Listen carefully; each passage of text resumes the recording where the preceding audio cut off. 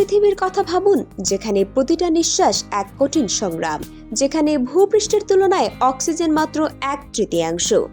পর্বতারোহীদের ভাষায় একে বলা হয় ডেথ জোন বা মৃত্যুপুরী।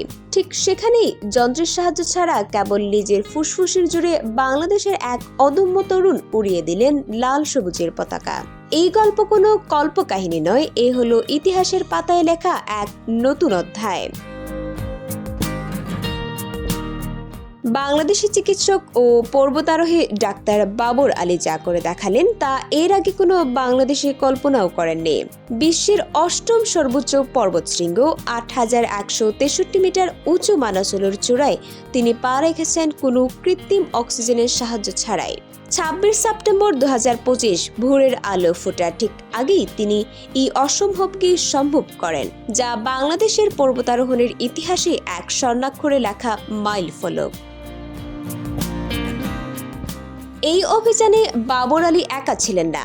ভার্টিক্যাল ডুয়ো নামের এই অভিযানে তার সঙ্গে ছিলেন আরেক বাংলাদেশি তানভীর আহমেদ, যিনি একই দিনে অক্সিজেন ব্যবহার করে তার জীবনের প্রথম 8000 পর্বত জয় করেছেন।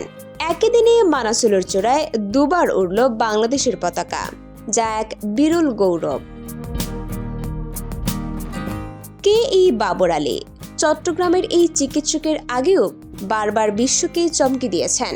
প্রথম বাংলাদেশি হিসেবে তিনি জয় করেছেন লুৎসে ও অন্নপূর্ণার মতো ভয়ঙ্কর পর্বতশৃঙ্গ। ষষ্ঠ বাংলাদেশি হিসেবে পা রেখেছেন পৃথিবীর সর্বোচ্চ চূড়া এভারেস্টে। কিন্তু অক্সিজেন ছাড়া 8000 জয় তাকে নিয়ে গেছে এক কিংবদন্তির পর্যায়ে, যেখানে নাম লিখিয়েছেন রেইনহোল্ড ম্যাসোনারের মতো পর্বতারোহীরা। তার এই সাফল্যের পেছনে ছিল কঠোর পরিশ্রম আর অদম্য জেদ।